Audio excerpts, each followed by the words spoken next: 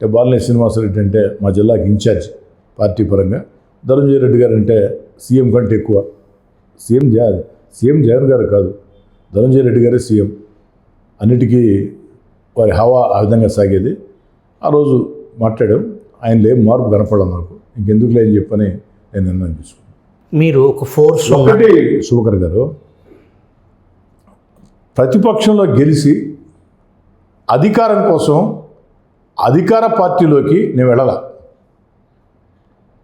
అధికార పార్టీలో గెలిచి 16 నెలల ముందే అధికారాన్ని వదులుకొని తెలుగుదేశం పార్టీ భవిష్యత్తు ఏమవుతుందో ఎలా ఉంటుందో అని తెలియని రోజుల్లో 16 నెలల ముందే అధికారాన్ని వదులుకొని సర్వశక్తివంతుడిని నేను అని భావించే జగన్మోహన్ రెడ్డి గారిని ధిక్కరించి వీధుల్లోకి వచ్చి పోరాటం చేసి కేసులు పెట్టించుకున్న వ్యక్తి నేను. ప్రజలకు మాట చెప్పే రోజు, అమ్మా మీ ఎమ్మెల్యే అధికారం కోసం పార్టీ మారలా.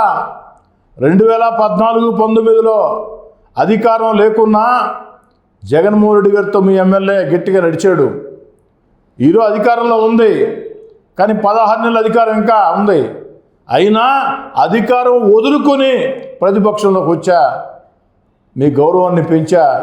మీ ఎమ్మెల్యే అధికారం కోసం పార్టీ మారలా, అధికారాన్ని వదులుకొని వచ్చా అని ప్రజలు చెప్పడం జరిగింది. 16 నెలల అధికారం వదులుకొని తెలుగుదేశం పార్టీ భవిష్యత్తు ఏమవుతుందో తెలియకున్నా కూడా తెగించి ముందుకు వచ్చాను శుభకర్ గారు. ఎమ్మెల్సీ ఎన్నికల్లో శ్రీమతి పంచుమర్తి అనురాధ గారు టీడీపీ పార్టీ అభ్యర్థిగా నిలబెట్టారు. అప్పుడు మీరు ఓటు ఆమెకు వేసి గెలిపించడానికి మీ ఓటు కీలకం.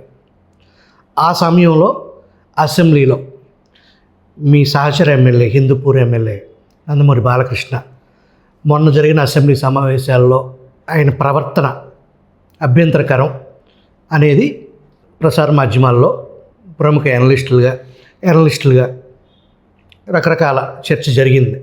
ఆ రోజు మీరు సభలో ఉండగా కొడాలి నాని దగ్గర నుంచి, రోజా దగ్గర నుంచి వాళ్ళ భాష, వాళ్ళ హావభావాలు ప్రత్యేకించి మిమ్మల్ని కార్నర్ చేసి ఆ రోజు అసెంబ్లీలో ఏం జరిగింది, మీ చుట్టూ చేరి మీ మీద మాటల దాడి. ఇక్కడ చిన్న తేడా ఉంది శుభకర్ గారు. ఎమ్మెల్సీ ఎన్నికలు జరిగే సమయానికే నేను పార్టీకి దూరంగా జరిగి 2 నెలలు అయింది.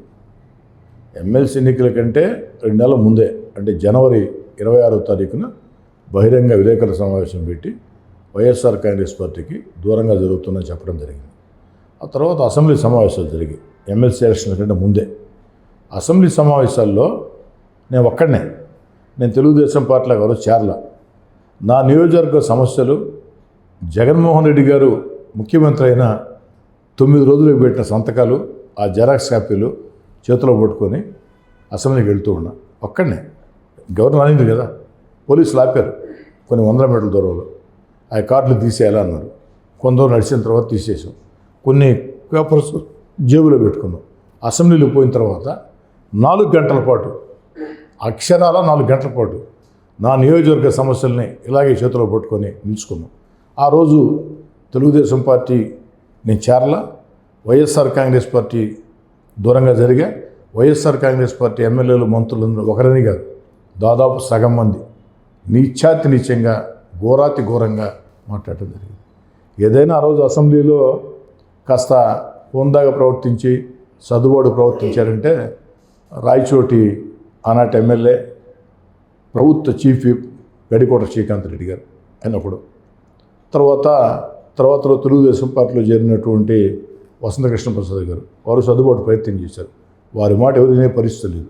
మామూలు మాటలు కాదు, 4 గంటల పాటు నన్ను, నా తల్లిదండ్రుల్ని, నా కుటుంబాన్ని ఉద్దేశించి ఘోరాతి ఘోరమైన భాష. తలుచుకుంటేనే ఆగ్రహం పెళ్ళిపుతుంది, కడుపు రగులుతుంది. అందరూ సాక్ష్యం దీనికి. ఆ రోజు తెలుగుదేశం పార్టీ ఎమ్మెల్యేలు సాక్ష్యం, వైకాపా ఎమ్మెల్యేలు సాక్ష్యం, ముఖ్యమంత్రి జగన్మోహన్ రెడ్డి గారి సాక్ష్యం, ఆనాటి స్పీకర్ తమ్మినేని సీతారాం సమక్షంలో దుర్మార్గం. 4 గంటల తర్వాత నన్ను బలవంతంగా మార్షల్స్ని పెట్టి నెట్టించిన పోయినాం. కానీ నాకు సంతోషం శుభకర్ గారు, నేను ఒక్కడనే అయినా ఒంటరిగా ఒక్కడనే ఉద్యమ స్ఫూర్తితో 4 గంటలు నిలుచుకుని పోరాటం చేశా. నేనే స్లోగన్లు, నెల్లూరు రూరల్ నియోజకవర్గంలో అధ్వానపు రోడ్లు సరిచేయాలి. నేనే స్లోగన్. మొదటి మాట నాదే, రెండో మాట నాదే. అది జగన్మోహన్ రెడ్డి గారు ఆగ్రహం వ్యక్తం చేయడం, జగన్మోహన్ రెడ్డి గారు ఆగ్రహం వ్యక్తం చేసిన తర్వాత వైకాపా ఎమ్మెల్యేలు నా మీద దాడికి ప్రయత్నించడం, ఇలా మార్షల్స్ చేత నెట్టించడం, వైకాపా ఎమ్మెల్యేలతో నువ్వెంత అంటే నువ్వెంత అని మాట్లాడుకున్న తీరు, ఒక రకంగా చెప్పాలంటే ఒక్కడినే నేను తెగించి పోరాటం చేశాను. గ్యాలరీలో ఉండే మీడియా మిత్రులను అడగండి, ఆ రోజు శాసనసభలో ఉండే ఎమ్మెల్యేలని మంత్రులను అడగండి.